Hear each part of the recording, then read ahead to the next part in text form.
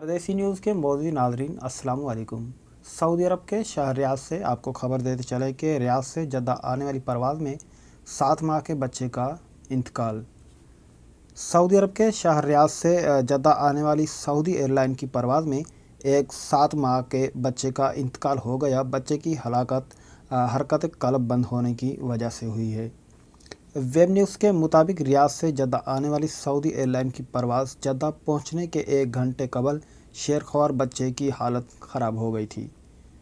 Flight में इत्तफाक से माहिर अमराज इत्तफ़ाल भी मौजूद थे, यानी बच्चों के डॉक्टर भी मौजूद थे, जिन्होंने बच्चे को तिबी इमदाद फराहम करने की कोशिश की, मगर वो बच ना सके। बच्चे को 12 मिनट तक मसनूई तनफ़स देने की कोशिश की गई, मगर हरकत कल्ब बहाल ना हो सकी, जिसकी वजह से बच्चे ने जान की बाजी जो है वो हार गए। जहाज़ की एयरपोर्ट पर लैंड करने से कबल ही कैप्टन ने ग्राउंड कंट्रोल को बच्चे की हालत के बारे में मुतला कर दिया था, जिस पर एयरपोर्ट पर मौजूद तिब्बी अमले ने रनवे पर पहुंच गए, जिन्होंने जहाज़ के रुकते ही बच्चे का मुआयना करके उसके मरने की तस्दीक कर दी।